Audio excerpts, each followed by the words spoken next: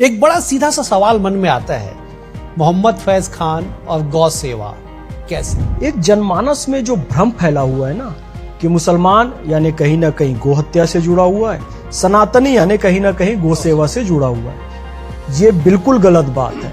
लेकिन नसरुल्लाह की मौत पे भारत देश में रैलियां निकाली जा रही हैं। गलत है, बिल्कुल गलत है। मेरा स्पष्ट मानना है कि सबसे पहले अपने देश को आप देखिए। आप ही की कौम के लोग आपको बेइज्जत करते हैं, बोले ये हिंदू है, बोले फैज खान नकली नाम लेके टीवी पे बैठा हुआ है। ऐसे लोगों की बहुत स्वीकार्यता नहीं है, ये भी हमको समझ लेना चाहिए उस जैसे कट्टरपंथी व्यक्ति की। आप नमाज पढ़ते हैं? बिल्कुल नमाज पढ़ते हैं। आपके समाज के लोग पूछते होंगे कि ये क्या कर रहे हो, क्या जवाब देते हैं? मुस्लिमों में भी काफी सारे लोग हैं जो समर्थन करते हैं, जो नासमझी में है वो जरूर सवाल पूछते हैं। बहरीन जा रहे हैं आप गौ कथा कहने? 15 नवंबर को मेरा वहां पर कार्यक्रम है, तो वहां पर भी मैं जाऊंगा। और आप बार बार अंतर्राष्ट्रीय कह रहे हैं तो अंतर्राष्ट्रीय दिख भी रहा है वो। राष्ट्रवाद और मुस्लिम ये शब्द कब सार्थक होगा? जिस दिन विद्या का सही अर्थ यानी कि विद्यार्थी को मिल जाएगा या मुसलमानों को मिल जाएगा,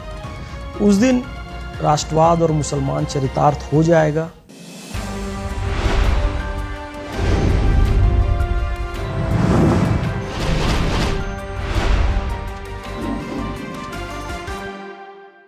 नमस्कार, BSTV के खास कार्यक्रम में आप सभी का स्वागत है। आज हम एक ऐसी शख्सियत के पास आए हैं जो किसी नाम परिचय के मोहताज नहीं है, बल्कि जिले से निकल के राज्य में, राज्य से निकल के राष्ट्र में और राष्ट्र से निकल के अंतर्राष्ट्रीय स्तर पे जाके अपने पहचान को स्थापित करने वाले मोहम्मद फैज खान आज हमारे साथ मौजूद है। उनसे बातचीत करेंगे। दरअसल मोहम्मद फैज खान अंतर्राष्ट्रीय गौ कथा वाचक हैं, गौ सेवक है और गौ सेवा को लेके सालों साल से आंदोलन करते आ रहे हैं। अपनी इसी कार्यों की वजह से देश भर में चर्चाओं में बने रहते हैं। लगातार आप अलग अलग नेशनल टेलीविजन पे, अलग अलग माध्यमों पे आप फैज खान को सुनते होंगे, देखते होंगे। आज वही फैज खान हमारे साथ मौजूद है। फैज जी, आपका बहुत स्वागत है हमारे खास कार्यक्रम में। एक बड़ा सीधा सा सवाल मन में आता है, मोहम्मद फैज खान और गौ सेवा कैसे? बिस्मिल्लाहिर्रहमानिर्रहीम। रब्बि इश्रह ली सदरी व यस्सिर ली अमरी वहलुल उक़दतन मिन लिसानी यफ़क़हू क़ौली। बिरादरान हिंद, अस्सलाम वालेकुम रहमतुल्लाहि व बरकातहू। जय हिंद, भारत माता की जय, वंदे मातरम, जय गौ माता। और देश भैया, इस भ्रम को ही तोड़ना है कि मोहम्मद फैज खान और गौ सेवा दो अलग अलग ध्रुव हैं। ये दो अलग अलग ध्रुव नहीं है। आपने जो प्रश्न किया उस पे 7 दिन की गो कथा हो सकती है कि मोहम्मद फैज खान और गौ सेवा क्यों। उस विषय पे पूरी एक पुस्तक मेरी संकलित है, गाय और इस्लाम। एक जनमानस में जो भ्रम फैला हुआ है ना कि मुसलमान यानी कहीं ना कहीं गो हत्या से जुड़ा हुआ है, सनातनी यानी कहीं ना कहीं गो सेवा से जुड़ा हुआ है, ये बिल्कुल गलत बात है। पक्ष हिंदू और सनातनी और मुसलमान का नहीं है, गो सेवकों का है और गो भक्षकों का है। उसमें दोनों पक्ष में दोनों लोग मिलते हैं। तो कभी भी मेरा आम लोगों से भी निवेदन है कि पक्ष हिंदू है, सनातनी है, मुस्लिम है, ये ना बनाए कौन गो सेवक है और कौन गौ भक्षक है, इसका पक्ष बनाएं। और आगे इंटरव्यू में आपके प्रश्नों से भी काफी सारी चीजें और मेरे उत्तर से सामने खुलकर आएंगी निश्चित रूप से। लेकिन ये क्यों हो चला है आज से नहीं, सालों साल से, कि कहीं ना कहीं मुस्लिम पक्ष का जैसे ही नाम सुनाई देता है गौ सेवकों के में तुलना नहीं की जाती है, गौ भक्षकों में कर दी जाती है। इस तरह के कई सारे उदाहरण भी हैं, देखने को मिले, जिसपे देश में बवाल भी मचा है। होता क्या है, इतिहास का अध्ययन पूरा नहीं हुआ है, सही चीजें लोगों तक पहुंचाई नहीं गई है और इस कदर चीज हो गई है कि सब्जी है तो वो हिंदू है और बकरा है तो वो मुसलमान है। स्थिति यहां तक पहुंच गई। बाबर, जो कि सबसे कट्टरपंथी शासक के रूप में जाना जाता है, जिस पर यह भी आरोप है कि मंदिर को तोड़ा, मस्जिद का निर्माण किया, तमाम चीजें, गो सेवा के मामले में वो भी पीछे नहीं रहा। उसने भी अपने बेटे हुमायूं को पत्र लिखा, बेटा इस देश में शासन करना है तो इस देश की संस्कृति का सम्मान करना होगा। देश की संस्कृति का सम्मान करने का सबसे अच्छा माध्यम गो की सेवा, गो की रक्षा है, क्योंकि यहाँ के हिंदुओं की आस्था उससे जुड़ी हुई है। ये बाबर का ऑफिशियल लेटर आज भी लिखा हुआ है, गिरीश पंकज जी के उपन्यास में भी वो सारी चीजें हैं। इसके अलावा अकबर ने गोचर भूमि पर जो शिकार करेगा उसकी उंगली काटने का नियम बनाया था। हैदर अली ने गर्दन काटने का नियम बनाया था, गोहत्या यानी मृत्युदंड का। इसी तरीके से टीपू सुल्तान ने हाथ काटने का नियम बनाया था। बहादुर शाह जफर ने गो हत्यारों के लिए मृत्युदंड का प्रावधान रखा, वो भी तोप से बांधकर उड़ाने का, केवल लिखित में नहीं, कई लोगों को उड़ा भी दिया। तो ये सारी चीजें हैं। फिर दूसरी बात, पैगंबर हजरत मोहम्मद सल्लल्लाहु अलैहि वसल्लम, अल्लाह के बाद जिनका सबसे ऊंचा स्थान इस्लाम में, उनकी हदीस है, गाय का दूध शिफा है, गाय का घी दवा है और इसका मांस बीमारी है। अब उनसे बढ़कर और कौन? जब इन्होंने कहते, जब ये सब चीजें जनता के सामने आएंगी ना, तो जनता को धीरे धीरे समझ में आएगा अब तक वो काम नहीं हुआ है जो होना चाहिए था। आएगी धीरे धीरे समझ लोगों को। लेकिन इतिहास में ही दर्ज हो गया। इतिहास वर्तमान में आते आते परिभाषाएं बदल गई, उदाहरण बदल गए, माहौल बदल गए। कैसे बदलेंगे? बड़ी चुनौती है। बड़ी चुनौती है, उसे पूरा कर रहे हैं। जो विपरीत ध्रुव वाली बात है उसे दूर कर रहे हैं। हमने तो यह भी किया है कि राम मोहम्मद अलग अलग, लेकिन कई सारे हमारे मुस्लिम भाई राम मंदिर के लिए आगे आए, कई सारे गंगा सेवा के लिए सामने आए, कई सारे गीता पाठ के लिए सामने आए, कई सारे हमारे मुस्लिम भाई अन्य जो राष्ट्रवादी मुद्दे, अखंड भारत का मुद्दा है, उसमें खुलकर सामने आ रहे हैं। तो ये चीज बदलेगी और उसका प्रयास जारी है। ये मोहम्मद फैज खान आपका भाई और हम मेरे जैसे लाखों मुस्लिम जो राष्ट्रवाद के अपने अंदर दीपक जलाए हुए हैं, वो इस चीज को बदलने का प्रयास कर रहे हैं। मोहम्मद फैज खान एक बहुत साधारण सा लड़का, रायपुर शहर का, स्कूलिंग रायपुर में होती है, कॉलेज रायपुर में होता है, सरगुजा विश्वविद्यालय में राजनीति विज्ञान के प्रोफेसर होते हैं। तमाम चीजों को छोड़ के गौ सेवा में ऐसे लीन हो गए, क्या सन्यासी के रूप में जी रहे? कैसे? देखिए, स्वामी विवेकानंद ने एक बात कही है, इस्लामी शरीर और वेदांती मस्तिष्क भारत के विकास की आशा है। मेरा यह मानना है कि मैं स्वामी विवेकानंद की उसी भविष्यवाणी का मूर्त रूप हूं। इस्लामी शरीर, मेरा शरीर मुस्लिम परिवार से आया है, वेदांती मस्तिष्क मेरा है। तो इस्लाम में भले पूर्व जन्म का या प्रारब्ध का कंसेप्ट नहीं है, लेकिन स्वामी विवेकानंद की परिभाषा के अनुसार कहीं ना कहीं मेरा प्रारब्ध था, मेरे कोई ऐसे कर्म थे, इसलिए मैं यहां तक आया। यदि आप भौतिक जगत के दृष्टिकोण से देखें इस जगत, तो एक बहुत प्यारा गिरीश पंकज जी ने उपन्यास लिखा, एक गाय की आत्मकथा। उसका नायक एक मुस्लिम होता है, वो गो सेवा करता है, विभिन्न कष्ट झेलता है दोनों वर्ग के कट्टरपंथियों की ओर से, अंततः वो सफलता प्राप्त करता है। तो मेरा प्रारब्ध भी था, गिरीश पंकज जी जैसे गुरुजनों के उपन्यास का प्रभाव भी था और अनेक साधु संत महात्मा उनका आशीर्वाद भी था। इसके साथ साथ मेरे माता पिता दोनों शिक्षक रहे सरकारी विद्यालय में। तो देखिए, सच्चर कमेटी की रिपोर्ट ये कह रही है कि मुस्लिम शिक्षा में सबसे पीछे है। तो मैं कितना भाग्यशाली हूं कि ऐसे माता पिता के घर जन्म लिया जहां दोनों शिक्षक हैं। तो माता पिता का, गुरुजनों का, कुछ प्रारब्ध का प्रभाव, कुछ इस उपन्यास का प्रभाव पड़ा और मोहम्मद फैज खान सब कुछ छोड़कर ये गौसेवा में लीन हो गया और मोहम्मद फैज खान गौसेवा में आ गया। और मोहम्मद फैज खान का आना जरूरी था, ईश्वर ने इस कार्य के लिए चुना और उसका परिणाम भी यह हुआ भैया, हमारी मुहिम रंग भी लाई। कल महाराष्ट्र सरकार ने गौ माता को राजमाता का दर्जा दे दिया और बहुत जल्दी गौ माता को राष्ट्रमाता का भी दर्जा मिलेगा। चुनावी स्टंट लोग कह रहे हैं कि साहब चुनाव होना है महाराष्ट्र में, तो आप एक बड़े वर्ग को साधने के लिए इस तरह का ऐलान आपने कर दिया। मुझे वो वर्ग वाली राजनीति से कोई मतलब नहीं है। मैं एक गोसेवक हूं और मैं आपको स्पष्ट बात कहूं, पिछले 2000 सालों से यहूदी कह रहे थे हम अगला सम्मेलन जो है इजराइल में करेंगे, अगला सम्मेलन इजराइल में, पूरी दुनिया में उन पर जुल्म हो रहा था। लेकिन 2000 साल तक हर साल मिलकर क्या कहते रहे कि हम अगली मीटिंग कहां करेंगे? इजराइल में करेंगे। वो उनकी प्रार्थना आखिर सुन ली गई ना, इजराइल में वो बसे, वहां रहे, अभी रह रहे। हमने कहा गौ माता राष्ट्रमाता, गौ माता राष्ट्रमाता, गौ माता राष्ट्रमाता। हम कहते रहे कार्य करते रहे, वो कार्य रूप में परिणत हुआ कि गौ माता राजमाता महाराष्ट्र में होकर आई। बाकी आप कुछ भी कर लो, आप घर में बैठ के राम नाम भी जपोगे तो वो बोल देंगे कि भाई ये जरूर किसी पार्टी का आदमी है, क्योंकि राम तो इनके एजेंडे में है। बिल्कुल।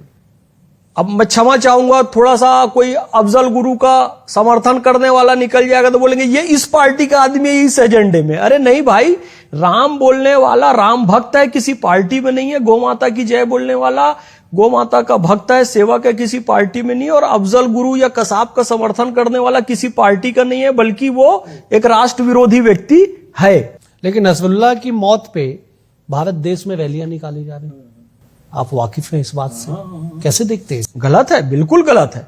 मेरा स्पष्ट मानना है कि सबसे पहले अपने देश को आप देखिए, जिस देश में खा रहे हैं, पी रहे हैं, जो देश में समृद्धि प्राप्त कर रहे हैं, जैसे आपको भोजन मिल रहा है, आप वहां की स्थिति देखिए। क्योंकि जब काबा शरीफ में हमला हुआ था ना, तो वहां पर सुरक्षा का दायित्व तो पैगंबर हजरत मोहम्मद सल्लल्लाहु अलैहि वसल्लम के दादा जान में था, दादा जान के पास था। तो काबा की रक्षा के लिए पहला पत्थर पैगंबर हजरत मोहम्मद सल्लल्लाहु अलैहि वसल्लम ने उठाया था कि ये मेरी जन्मभूमि है। ये पैगंबर हजरत मोहम्मद सल्लल्लाहु अलैहि वसल्लम की शिक्षा है। राम जी अयोध्या गए, युद्ध उन्होंने जीत लिया। अब लक्ष्मण भैया ने देखा कि सोने की लंका है। हर विजित पक्ष सोचता है कि अब कुछ दिन यहां पर रहकर, एक बोलचाल की भाषा में कहे तो मौज करेंगे। जैसे ही कहा राम भैया अब कुछ दिन यहां रुकते हैं, आनंद उठाते हैं, उन्होंने कहा अपि स्वर्णमयी लंका नमे लक्ष्मण रोचते जननी जन्मभूमिश्च स्वर्गादपि गरीयस। ये राम जी ने कहा कि लक्ष्मण भले लंका सोने की है, लेकिन मातृभूमि और माता से बहुत दिन से दूर हूं। अब बेटा हम सीधा अयोध्या जाएंगे, अपनी जन्मभूमि जाएंगे। राम जी का, पैगंबर हजरत मोहम्मद सल्लल्लाहु अलैहि वसल्लम का संदेश है, अपनी जन्मभूमि से प्रेम करो। आप कहते हो भारत माता की जय नहीं कहूंगा, मेरी गर्दन पर छुरी भी रख दो और उसी संसद भवन के अंदर बैठकर आप कहते हैं फिलिस्तीन की जय। आपको यहां दिखाई नहीं देता है, बॉर्डर पर हमारे सैनिक शहीद होते हैं।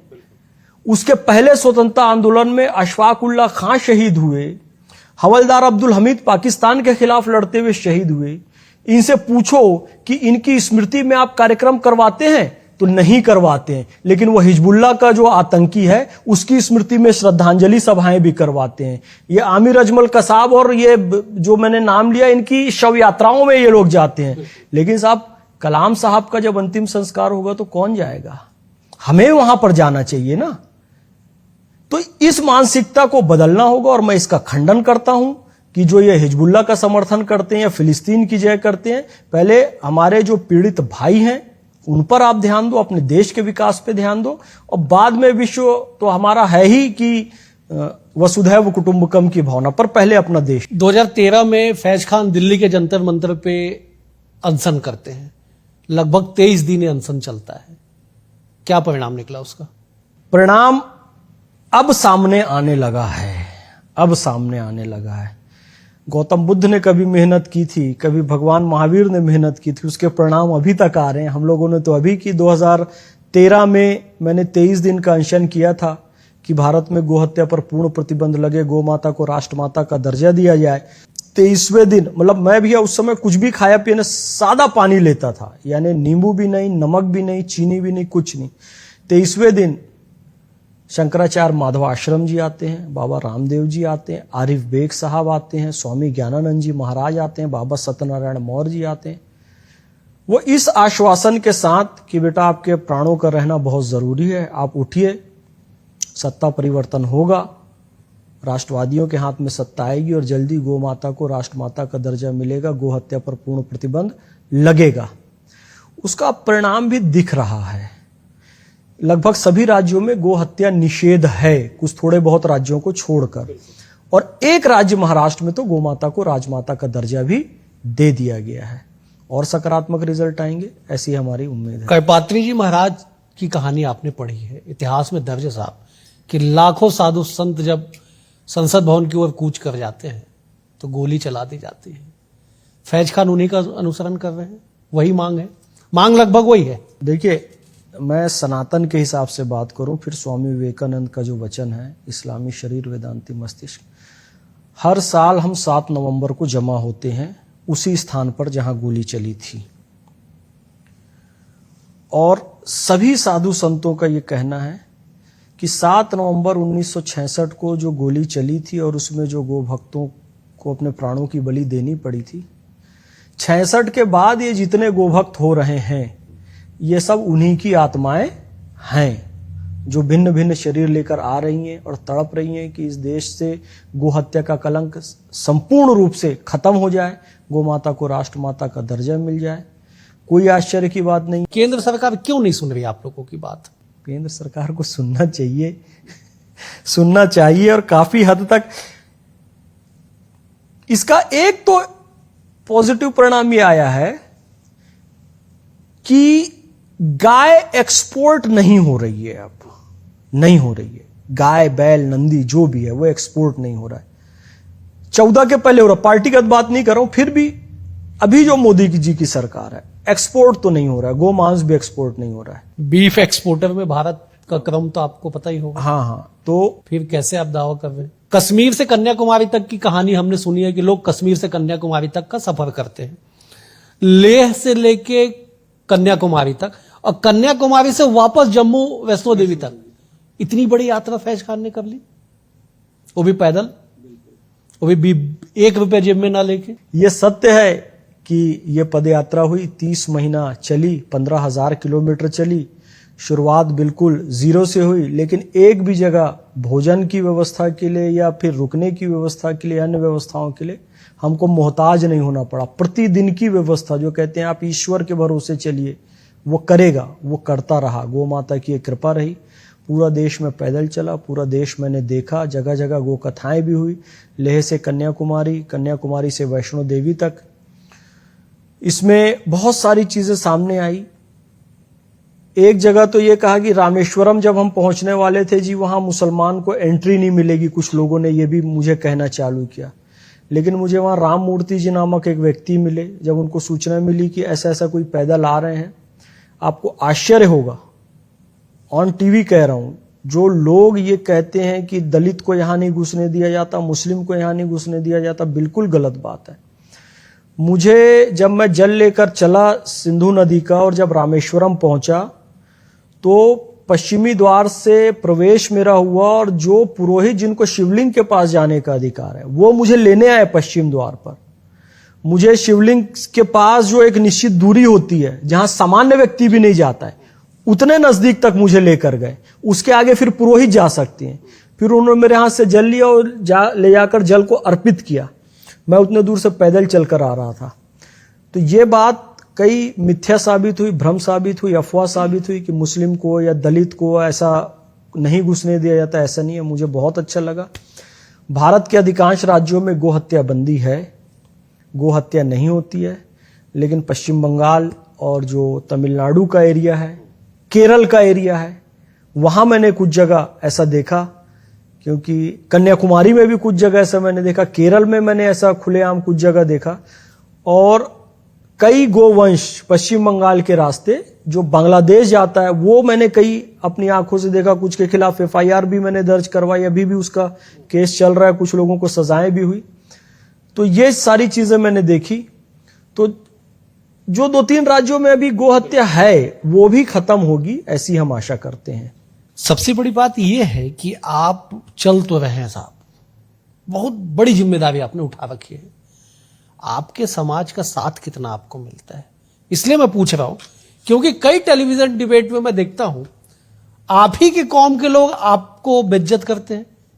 बोले ये हिंदू है, बोले फैज खान नकली नाम लेके टीवी पे बैठा हुआ है, ये बातें सुनने को मिलती है। देखिए, वो कुछ, मैं तो कहूंगा ये कुछ ऐसे लोग हैं, कट्टरपंथी लोग हैं, जिनका जीवन यापन ही कट्टरपंथ और आतंकवाद का समर्थन करके चल रहा है। तो उनको कोई भी राष्ट्रवादी मुस्लिम ऐसा दिखाई देगा, फिर हम कह रहे हैं जो कुरान शरीफ और हदीसों की सही सही व्याख्या करता हुआ कोई दिखाई देगा, तो वो उसके विरोधी हो जाएंगे। यदि हम कहेंगे कि इस्लाम रिलीजन ऑफ पीस है, तो मोहम्मद फैज खान के व्यवहार में इस्लाम रिलीजन ऑफ पीस दिखेगा। उसी टेलीविजन चैनल में देखिए, जो व्यक्ति ऐसा कह रहा है, जो कि इस्लाम का पक्ष ले रहा है, उसके व्यक्तित्व में आपको रिलीजन ऑफ पीस नहीं मिलेगा। वो ये कह रहा है कि सेल्फ डिफेंस के नाम से किसी की हत्या कर दो, नेशनल टेलीविजन चैनल पर बैठकर। तो रिलीजन ऑफ पीस आपने तो सिद्ध नहीं किया, मोहम्मद फैज खान ने सिद्ध किया। तो जो सिद्ध कर रहा है उसे आप कह रहे हैं जी ये मुसलमान नहीं है, सच्चा मुसलमान नहीं है, ये तो हिंदू है, ये तो नाम बदल के बैठा है। हालांकि फिर बदले में मैंने भी कुछ कहा और ऐसे लोगों को जवाब देना जरूरी होता है, लेकिन ऐसे लोगों की बहुत स्वीकार्यता नहीं है, ये भी हमको समझ लेना चाहिए उस जैसे कट्टरपंथी व्यक्ति की। आप नमाज पढ़ते हैं? बिल्कुल नमाज पढ़ते हैं। आपके समाज के लोग पूछते होंगे कि ये क्या कर रहे हो, क्या जवाब देते हैं आप? मुस्लिमों में भी काफी सारे लोग हैं जो समर्थन करते हैं, जो नासमझी में है वो जरूर सवाल पूछते हैं कि भाई गौ सेवा तो हम दिखाते हैं, कुरान शरीफ का सबसे बड़ा सूरा जिसका नाम है सूरह बकरा, गाय के नाम पर है, और कोई ऐसी दरूद फातिहा नहीं होती जिसमें अलिफ लाम मीम ज़ालिकल किताबुल ला रैब फीह नहीं पढ़ा जाते हैं, सूरह बकरा नहीं पर सब जगह पढ़ा जाता है, हर दरूद खानी में, हर फातिहा में, हर इस्लामिक जो भी क्रियाविधि होती है सूरह बकरा पढ़ा ही जाता है। आप किसी से भी पूछ लीजिए, हम हदीसों को दिखाते हैं और ये बताते हैं भाई हम जो कर रहे हैं ये अकॉर्डिंग टू इस्लाम है, ना कि इस्लाम के विरोध में। जिस दिन ये शिक्षा का भाव, ये समझ और अध्ययन करना मुसलमान चालू कर देगा, उस दिन बड़ा वर्ग ये प्रश्न करना बंद कर देगा, क्योंकि अल्लाह रब्बुल इज्जत खालिक कायनात ने जो पहला शब्द पैगंबर हजरत मोहम्मद सल्लल्लाहु अलैहि वसल्लम के पास भेजा वो था इकरा। इकरा यानी कि पढ़ो, इकरा बिस्मी रब्बिकल लजी खलक, पढ़ो अल्लाह के नाम पर जो हम सबका निर्माता है। नुमाइंदगी कौन करेगा? सवाल इसलिए ले रहा हूं क्योंकि 18वीं लोकसभा में, मैं हो सकता है कि कहीं गलत हूं, 24 मुस्लिम सांसद हैं, एक भी सत्ताधारी दल भाजपा के नहीं, उसमें कौन नुमाइंदगी करेगा? 20 करोड़ की संख्या साहब आपकी। अभी जेपीसी चल रही है, जेपीसी वक्फ बोर्ड की, तो उसमें हम भारत फर्स्ट संगठन से गए थे।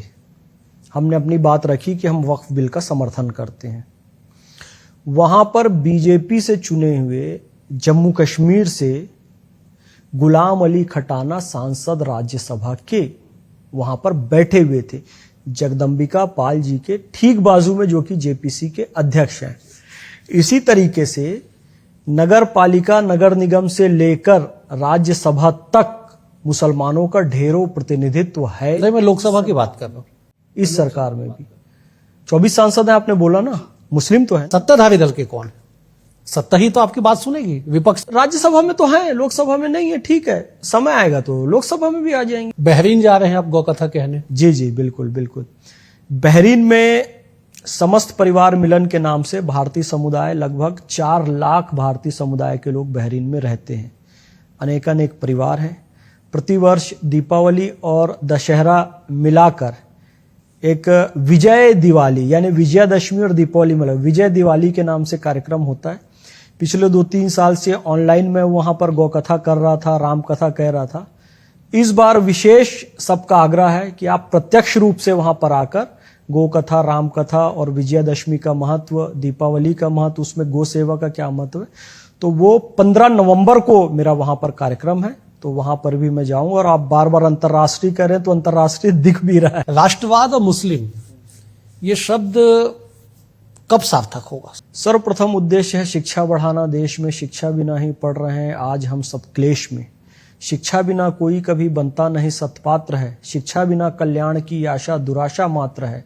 विद्या जड़ों में भी सहज ही डालती चैतन्य है, हीरा बनाती कोयले को धन्य विद्या धन्य है।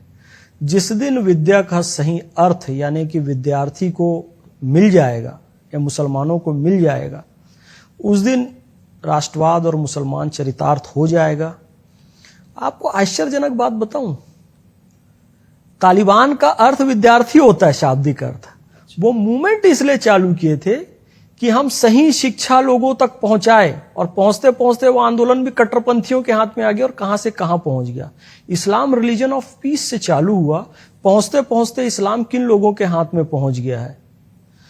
तो शिक्षा जब बढ़ेगी तो ये चरितार्थ होगा। और हम तो भारतीय संस्कृति के हिसाब से कहते हैं, हमने अभिषेक किया था जननी का अरिशोणित से, हमने श्रृंगार किया था माता का अरिमुंडों से, हमने ही उसे दिया था सांस्कृतिक उच्च सिंहासन, माँ जिस पर बैठी सुख से करती थी जग का शासन। अब काल चक्र की गति से वह टूट गया सिंहासन, अपना तन मन धन देकर हम करें पुनः संस्थापन, हम करें पुनः संस्थापन।